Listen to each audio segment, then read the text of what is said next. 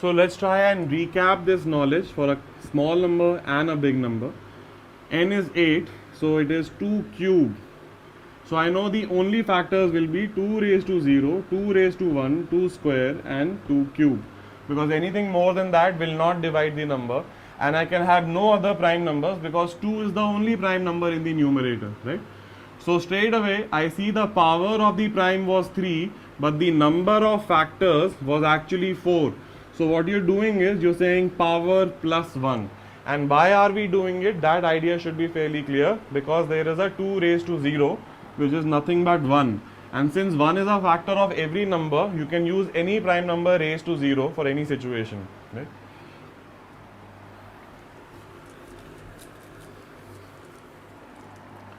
So say the number was 48, right? 48 is 2 raised to 4 into 3. What does it mean? The ingredients wise, 2 raised to 0, 2 raised to 1, 2 raised to 2, 2 raised to 3, 2 raised to 4, all of them individually will divide this number. And 3 raised to 0, 3 raised to 1 will also divide this number.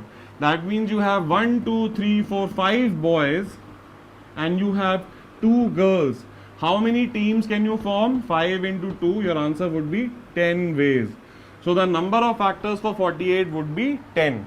Now I can say, okay, what is the formula? If I look at the number as prime raised to a, right? 2 raised to 4, 2 was the prime, a is the power, and prime 1. And another prime raised to b. What am I doing? I am taking the powers, adding 1, right? Because the 4 is visible to me, 2 raised to 1, 2 raised to 2, 2 raised to 3, 2 raised to 4. I have to pay attention to this extra 2 raised to 0.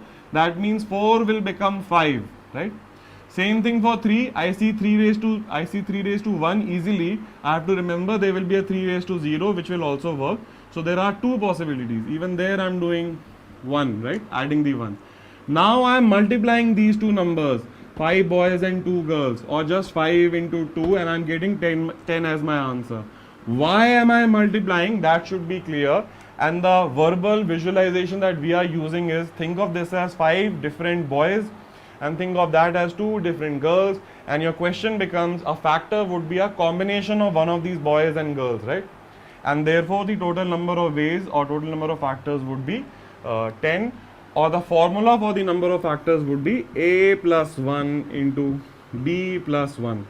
When the number is given in its prime form, prime 1 raised to a, prime 2 raised to b, if there was now one more prime raised to c, I will just extend the formula. I will not go into rewriting the whole thing.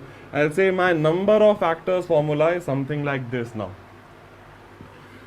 So where is the formula coming from? That idea should be very, very clear, because then you will be able to play with it according to the situation, right? So the formula is, if the number is prime 1 raised to a, prime 1 raised to b, prime 1 raised to 3, c, the number of factors is going to be a plus 1 into b plus 1 into c plus 1. And why and how should be very, very clear. Otherwise, the moment the problem changes, our formula will fail, right? So the basic details should be very, very clear in your head. Just to practice the method again, if I say the factorized form of the number is 2 raised to 4, 3 raised to 3 and 5 raised to 7. The number of factors would be, should be very, very easy. Take the power, add 1, multiply it to the next power, added with 1, multiply it to the next power, added with 1, and you get your answer as 5 into 4 into 8. 20 into 8 would be 160. So if you start counting all the factors of this number, you will get 160 factors.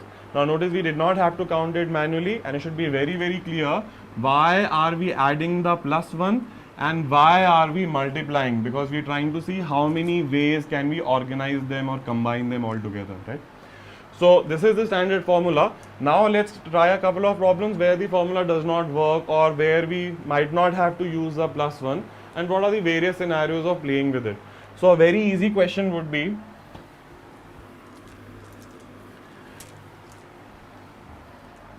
We already found the total number of factors as 160. Now my question is, how many of these 160 factors are even? That means whatever factor you're counting should be an even factor. That means you have to get to the very basic definition of what even means. Even means 2 into something. That means there must be at least 1 2 present in the process. 2 raised to 1 or above will be okay. 2 raised to 2 will also be okay. Up to 2 raised to 4 also will be okay. 2 raised to 5 will obviously not be okay because it is not there in the numerator at all. What does this mean for me? My 2 raised to 0 got ruled out. I don't need that 2 raised to 0 anymore. So when I look at my formula, which was 4 plus 1 into 3 plus 1 into 7 plus 1, and if I understand very clearly that I was adding this plus 1 here, because 2 raised to 4, I see the 4, 2, 1, 2, 2, 2 raised to 2, 2 raised to 3, 2 raised to 4. I sometimes miss the 2 raised to 0. To compensate for that, I had put the plus 1. Now I am saying the number must be even. That means the number, the factor that I am talking about cannot have 2 raised to 0 as an ingredient. It must be 2 raised to 1 and above. That means I don't need this plus 1. So now my answer would be 4 into 4, 16 into 8. Right? So just saying this even, this 1 got removed and why it got removed, right? Similarly, I can create new scenarios. I say the factor and, okay, wait a minute. If you have figured out the number of even factors, which is 16 into 8, just take the overall number of factors and subtract the even from it and you will have odd number of factors. That is one way of thinking about it. Had the question been no, the number has to be odd. That means how many of these factors are odd, right? That means the only power of 2 that is allowed is 2 raised to 0. That means I cannot put a 2 raised to 1, 2 square, 2 cube and 2 raised to 4 in the factor because this will make it even. That means out of these 4 plus 1, 5 that I was using, I can only use 1, which is 2 raised to 0. This I can use all of them, 3 plus 1, and this also I can use all of them, right? So my number of odd factors would be 1 into 4 into 8, 32. You can check it and add it to the previous calculation. You will get 160 as the answers because the factor would be either even or odd. So the sum is going to give you 160. So this is it about the introduction to number of factors and where is the formula coming from and what are going to be the possible changes in the formula and how to handle such a situation, right? What does even mean? What does odd mean? Similarly, the question could be about number of zeros. It must have, the factor must have 1 0. That means it must have at least 1 5 and a 2 in it.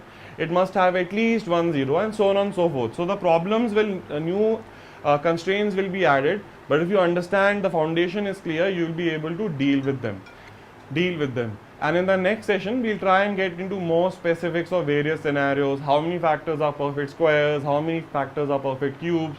Even, odd, zeros, etc., whatever analysis is required. But the basic foundation hopefully is done and we understand how important the factorized view is because it shows us so many things and we hopefully also connect this particular formula as an application of permutations and combinations, especially the fundamentals part. So this is it for this session. See you very soon in the next one where we'll get into more messy details of trying to figure out various situations.